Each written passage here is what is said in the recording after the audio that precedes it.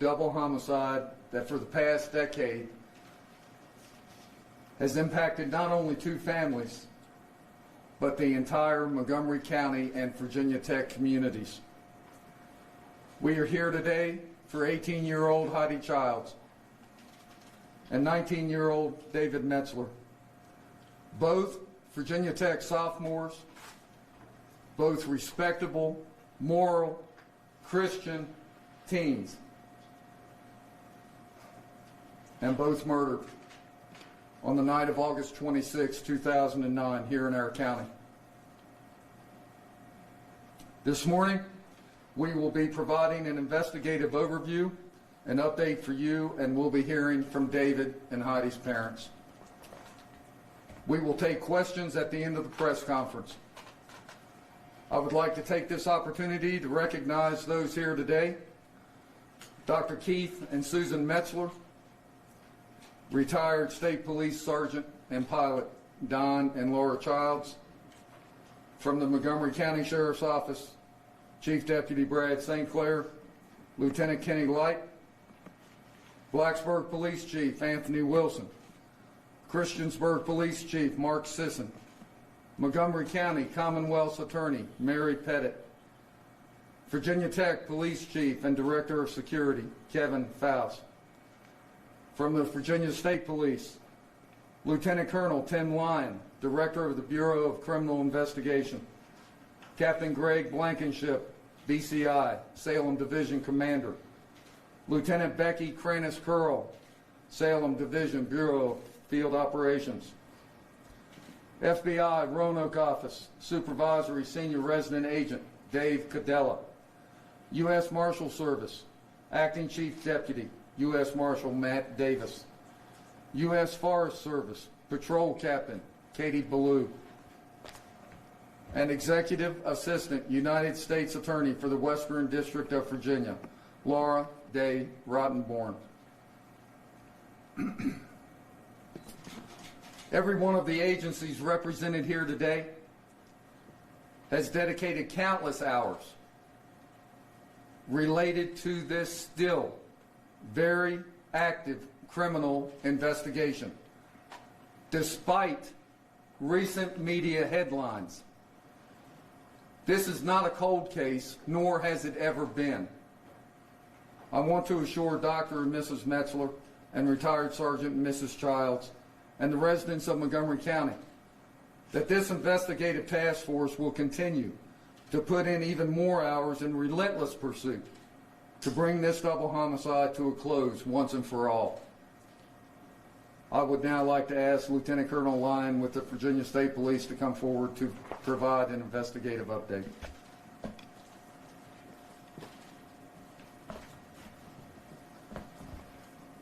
Thank you, Sheriff, and thank you for hosting us today and for your agency's dedicated efforts on this investigation. Thank you very much. As a law enforcement leader, this is not easy for me, or is it easy for anyone in the public safety profession in attendance today. It's not easy for us to stand here 10 years later and not be able to say to you that we have the individual or individuals responsible for David and Heidi's deaths in our custody. But that doesn't mean that our task force hasn't and isn't continuing to make progress on this case. In fact, for every day that goes by, it just adds to the determination of the investigators assigned to this case to bring the killer or the killers to justice. We have specific individuals we are interested in and pursuing related to this case. We have an extensive inventory of evidence collected from the scene and from vehicles seized during the course of the investigation. We have DNA, and we're working to take advantage of 10 years' worth of technological and scientific advancements in DNA testing, as well as criminal databases.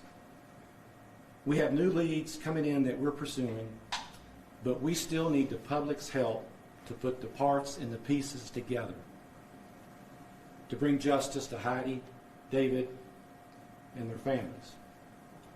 We know there are people right here in Montgomery County, across the New River Valley, who know exactly what happened 10 years ago, the evening of August 26, 2009, in the parking lot at Caldwell Fields at the edge of the Jefferson National Forest.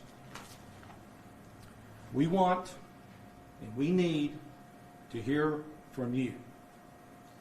There are others who don't know what happened, but suspect they know someone who does know.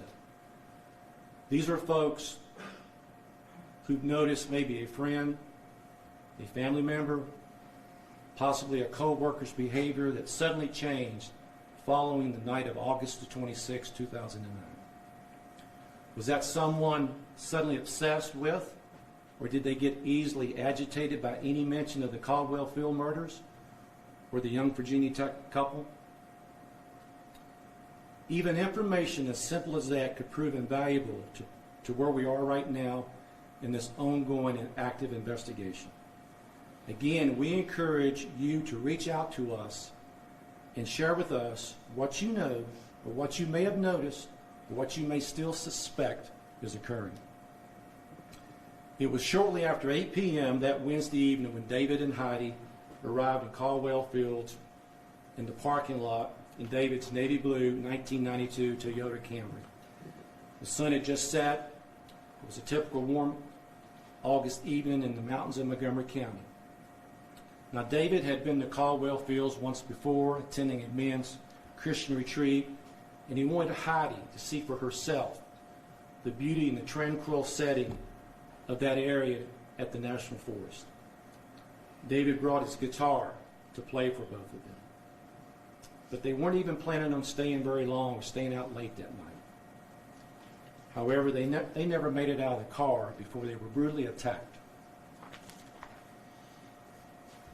Heidi and David's bodies were discovered early the next morning on August 27th by a gentleman walking his dogs there at Caldwell Fields. Two incredible young lives were stolen, and countless other lives tragically have been impacted forever by this tragic incident. David's guitar was still there inside the Camry. Heidi's purse was taken, and it's still missing, along with her credit cards, her Virginia Tech ID card, her lanyard, her cell phone, and her camera. Now, someone out there knows what happened to those items. Somebody knows that. And someone out there knows something or knows someone who does know something. It's been 10 years. Too long. It's been 10 years. It's time for somebody to come forward, get it off your chest, get it off your conscience. Let these families find some peace, some sense of peace as they move forward in their lives. Heidi's parents and siblings, David's parents and siblings, all their friends, they have all been held hostage long enough. So it's time to let them go and move forward. Now here's your chance to share whatever details, suspicions, odd behaviors that you picked up on or you may have overheard within the past 10 years or even in the coming days as we approach the anniversary date on Monday, August the 26th. We have created a new website to accept information just for this case. And that website is www.vspunsolved.com. This will be a site that will continually be evolving with content that's posted over a period of time. The website features photos, videos, and more information about this case. There's a section dedicated to receiving online tips from the public, and the tipsters that provide that information can remain anonymous if they choose to do so. Tips can also be received by phone at 540-375-9589. So please, I encourage you, I ask you to reach out to us online at www.vsp www.vspunsolved.com or by phone with whatever information you may have regarding this double homicide. I appreciate everybody in attendance today. I certainly appreciate all the folks standing here beside of me for the support that they have provided in this investigation. So I ask you, let us know what you know. Thank you. I would now like to call forward Heidi's parents to share a few words, and they will be followed by David's parents.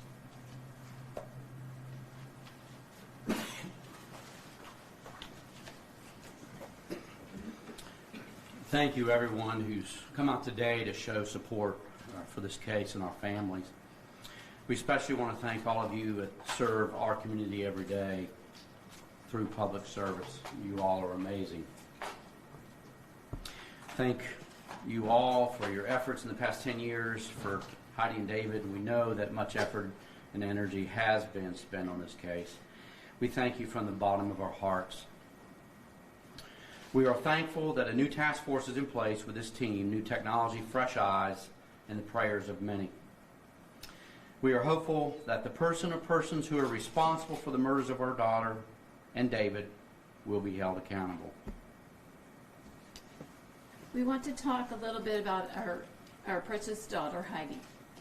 She was born with premature lungs and struggled for about 2 weeks in the neonatal intensive care unit.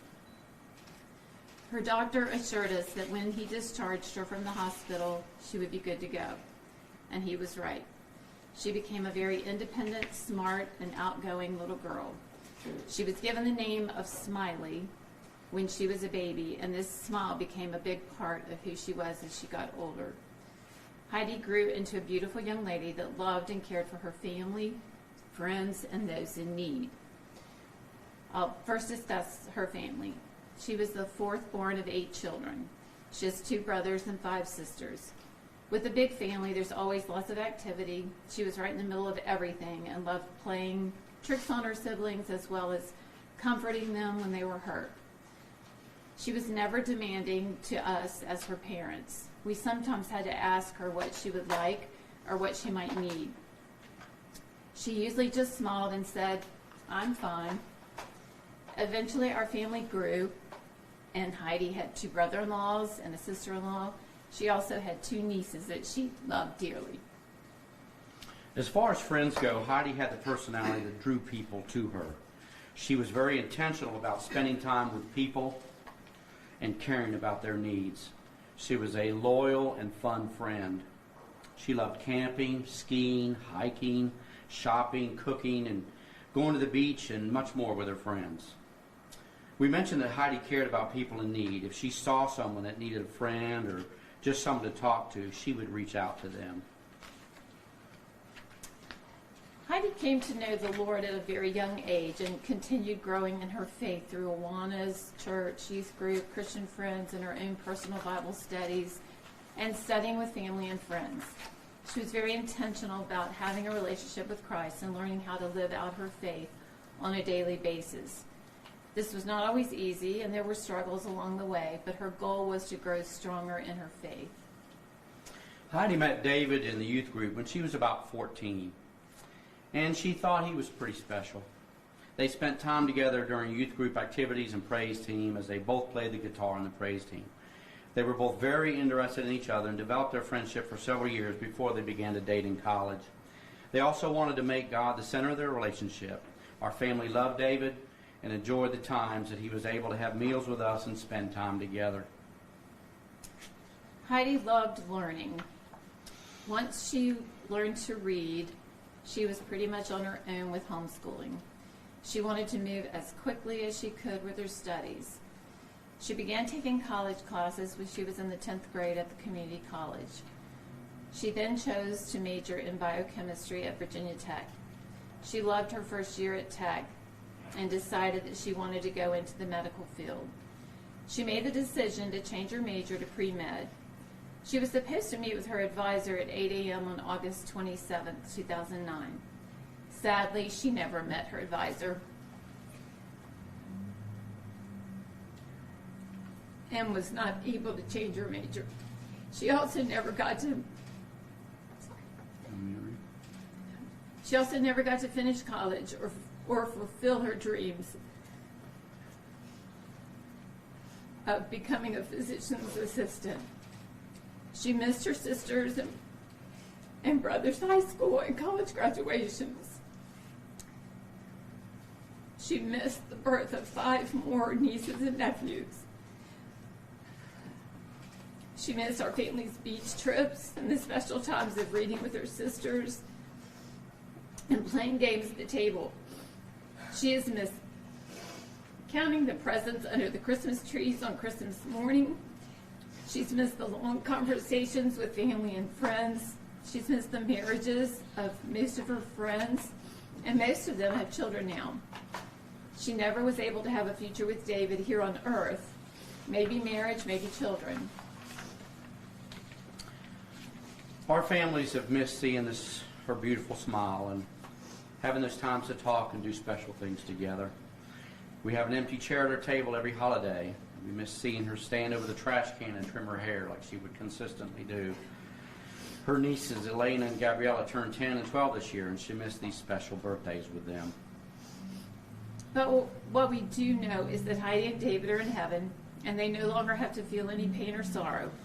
Our faith in God has been the key to walking through life with peace and joy, even through our pain.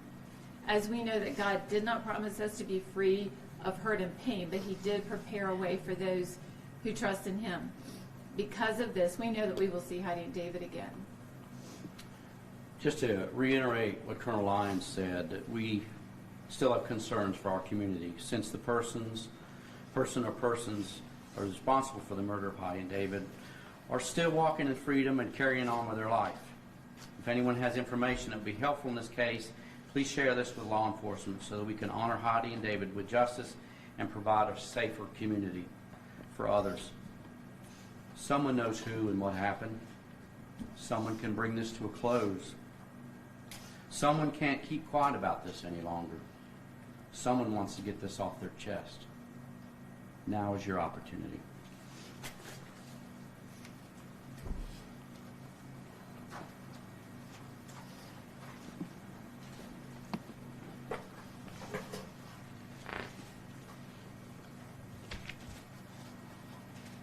This week, we face the 10-year mark of the murder of our son David and his precious girlfriend Heidi.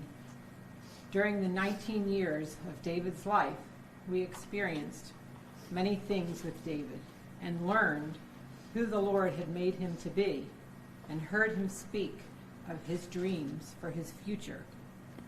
In the past 10 years, we have missed out on seeing David's dreams fulfilled.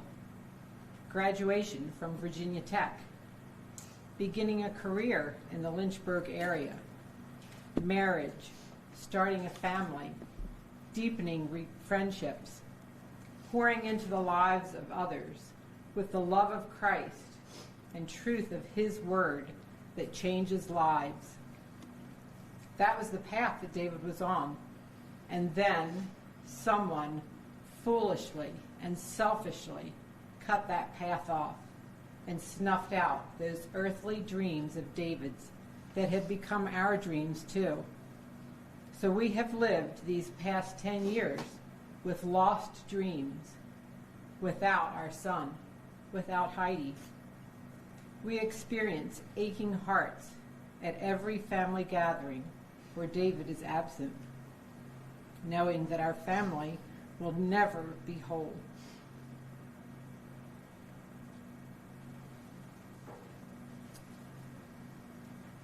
We will never know what it's like to see a son take a bride, and we will never gain a daughter-in-law.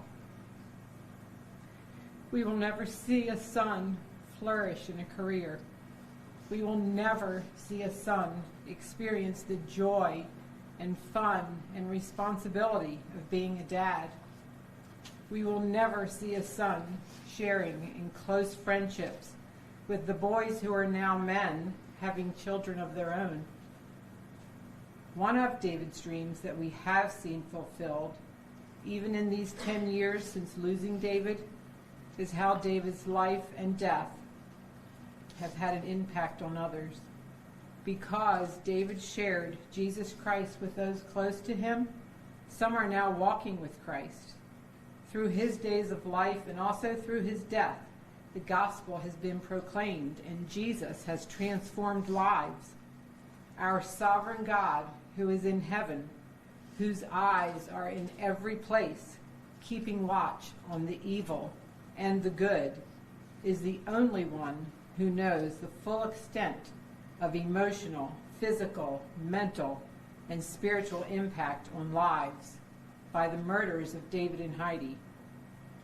Not only the lives of David's and Heidi's family members, friends, and acquaintances, but also the impact on even strangers and on the very one who murdered our dear children. The story is not over. God's story is not over. There is someone out there who knows something to add to this story. You know who you are, and God knows who you are. We plead with you to come forward with any bit of information that will help bring an end to the human side of this story. And one day, we will all know how God, in his story, has used this to accomplish his purposes.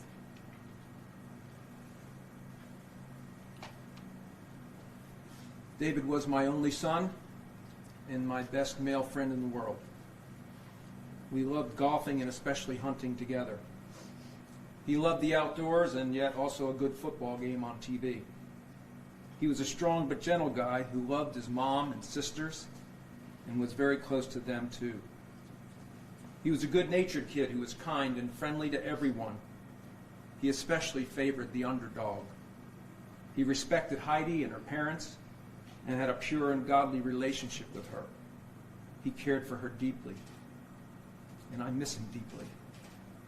I miss them deeply. My wife expressed the extent of our loss very well. We feel the loss every day, even in the supposedly happy times like Christmas and birthdays. They are all tainted with the bitter taste of loss. Missing David, all he was and all he would become. The fun things that I used to look forward to, like vacations and golfing and hunting, instead of joy, they are reminders of David and Heidi's absence. And not just their absence, but their murders. That's an awful word, murder. Unfortunately, it is all too familiar in our family now. Can you imagine it applied to yours? Still, sometimes it's hard to believe.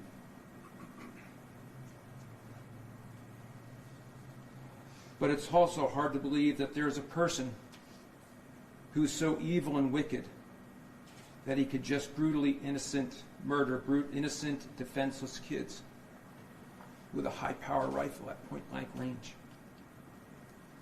You know the kind of person, the one depicted on shows like Criminal Minds and others. They stand over helpless, innocent people who are pleading for their lives. But they just burn or torture or shoot and kill them. Only 10 years ago at Caldwell Fields, it wasn't a make-believe. It wasn't a TV show. And the bullets pierced our children over and over. Their pleas, verbal or just in their eyes, were ignored. And they suffered and died. Hopes, dreams, and life gone. No hugs, no goodbyes. Parents heartbroken and siblings shocked, scared, and distraught. And families devastated. And the perpetrator goes his merry way. It's hard to believe that this type of person, a cold-hearted, merciless murderer, is walking around right now, maybe not too far from here. What is almost harder to believe is that there are other people, basically decent people, without intentionally evil and wicked hearts, who have decided to partner with this perpetrator. They would be disgusted and grieved by the fictitious TV portrayal of that brutal one who tortures and kills the innocent, but they have decided to support the real one, maybe out of fear. They know who did this, or they know someone who does. They have vital information to solve this case, and they have kept silent. They had a decision to make early on: to side with the cold-blooded killer who devastated innocent families and brutally murdered 2 innocent kids, or to stand up for what's right and to support the innocent victims in their grief and loss. They have chosen by their silence to cast their vote for the murderer. Now that's what's hard to believe. It breaks my heart. But it's not too late. These folks can undo that decision by breaking their silence and making it right. They can follow a true course for their heart with a simple phone call. You can clear your conscience and side in real life with the one you would naturally side with on a TV show. Will you do this before this person devastates another family? Will you do that before he tortures and kills another innocent victim? Please do it because it's the right thing to do. Do it to clear your guilty conscience. The reward money is just a bonus to give you a fresh start. Right now, I am that innocent, pleading victim asking you for mercy. Will you be the cold-hearted one that ignores my pleas and protects the one who tortures and kills? Or will you make that call to promote justice? Please just call the task force and talk. They have incredible ways to protect you. After 10 years, it's time. And we thank you. To the perpetrator, I can imagine the traumatic, violent, and gruesome images you created that night haunt you many days. The guilt and shame are probably heavy on you. But the weight of guilt can be removed because God too has an only son. And he, like mine, was brutally murdered. Unlike mine, he was the perfect, sinless Son of God. And he proved that by rising from the dead and conquering death and sin. And his death and suffering paid the price and was the sacrifice for my many sins and yours. God graciously and kindly punished his own Son to purchase my pardon and yours from the eternal punishment we both deserve. An eternal punishment infinitely worse than any sentence you might receive here on earth. We would love for you to know his forgiveness and ours. There is no sin too great for him to forgive. I pray that God's kindness would lead you to repentance and confession and a genuine trust in Jesus, as it did me. Finally, I want to sincerely thank the members of the task force, present and past, for their perseverance, dedication, hard work, and professionalism, as well as their personal kindness to us as they worked this case. And thank you to the many media professionals that are helping to get our story and our plea out. Good day.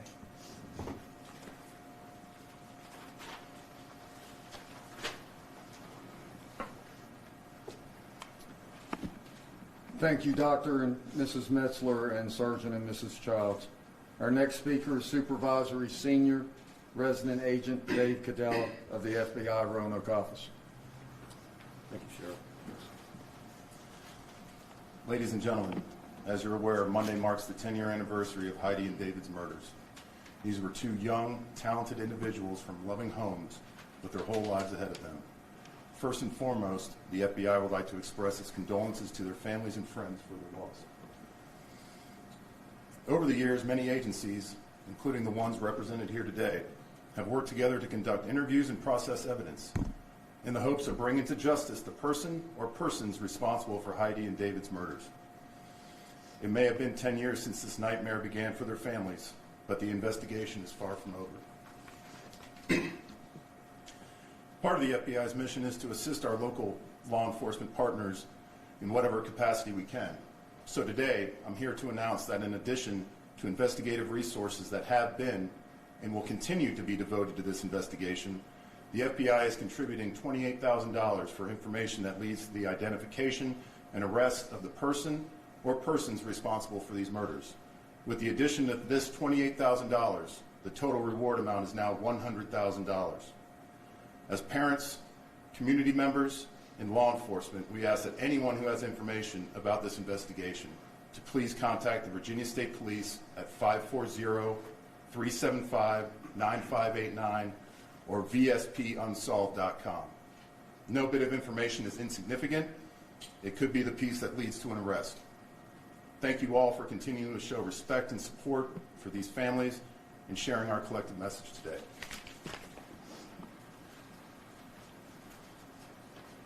Thank you, Agent Cadell. We'll now open the floor to questions. Colonel, could we go back a few on our steps here? You know, of course, this task force has been ongoing. I mean, what type of, or how many tips have you gotten, and how many might have been recently? I mean, what have you seen recently? I don't know that I can specifically tell you the number of tips that we received. I know there's many of them, and I don't know what we've had recently, but they continue to come in. Where's Lieutenant White at? He might be able to share some of that. He's been very involved in this, certainly the continuity part of it for the last several years, so he might be able to provide that if you can. Yeah, we're getting tips in on a daily basis right now, sometimes multiple tips a day, and at this point we have well over 1,000 leads that have been worked and followed up on. And you know, as the new leads come in, the task force will continue to work on those leads and follow up on new tips. Sir, could you tell us how the task force operates, how often you meet or consult, and are you going to be changing that schedule, meeting more, anything about how often, just how it works? Well, the task force, of course, it's a collaboration of all the agencies that you see represented here today. And initially, they were meeting early and often, but now it's kind of sporadic and it's based on the information that's being received. But they're still in contact, and moving forward, this task force will continue to work at a very, very eager effort to try to solve this case. Kenny might be able to tell us how long they've been meeting, or in terms of how often we're meeting right now. Typically, it comes together when information comes forward, whether it comes in to us, whether it's the state police, whether it's one of the local agencies or FBI, and then we kind of gather that information up as a group and start kind of delegating out the work. So that's kind of how it operates at this point. Could you physically meet? Oh, yes, they absolutely physically meet, yes. Physically meet, phone calls, emails, etc. Whatever it takes, whatever we need to do to get together to kind of push this case forward and follow up on these tips, that's what they're doing. And they're doing it at a high level, and they have been for quite some time. Colonel, the last press briefing that we did have on this case, there was mention of course, the DNA, you mentioned that, and many persons of interest. Can you say right now in this investigation where some of those individuals have been eliminated from the file, and are you still looking at some of those individuals from the past? I'm not going to get into that, but I'll tell you that we're looking at individuals that we have a very, very keen interest to look at, and we're pursuing those individuals. This unsolved step that the state police taking, and we know that just 2 weeks ago that you also had one about the case in New Kent. Is this something that the state police now is devoting a little more time to, or staff, or is it just something that's changing in technology and the media and the environment the way it is now? Well, it's part of it's changing in terms of technology. 10 years is a long time, and you've certainly seen it across the country that these cases that are 5, 10 years, 15 years old, they're constantly being worked, And sometimes we come back and we kind of hit the reset button to go back and review what we've done, how we've done it, and then we've taken advantage of the technology that has progressed over the years to help us go forward and solve this case, hopefully. There was some talk that the state police and the FBI were looking into the Colonial Parkway killings to see if they were possibly related to this. Was that ever ruled out, or where do we stand? I'm not going to get into another investigation that we're working collaboratively with the FBI. We're here today to talk about this case. And this is the case that we want to present to you and ask your help for as we go forward. You said DNA that you all recovered. Can you kind of give some examples of what kind of DNA? That you No, recovered? we have DNA. We have it, and we want to try to take advantage of any new technology that's out there. So I really don't want to get into that at this point. You mentioned all of you have mentioned there are individuals who live or may still know something. How confident are you that those people are still in this area close to where the crime took place? Well, I'm going to say that we're confident, aren't we? We're confident. Colonel, maybe this should go to the sheriff, but a lot of publicity, even before today, has been in the media. This is move-in week for both Raft University, Virginia Tech. A lot of parents walked down to their hotel and saw TV and newspapers with this on the headlines. Is there anything you'd like to say to the parents and to the new students that are moving in this week?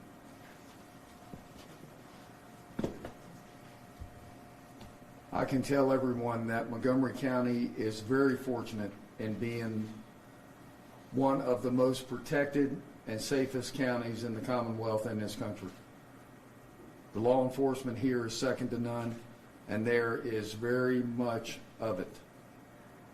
We do everything within our power to make sure that we keep our citizens, all of our students, and everyone else as safe as possible.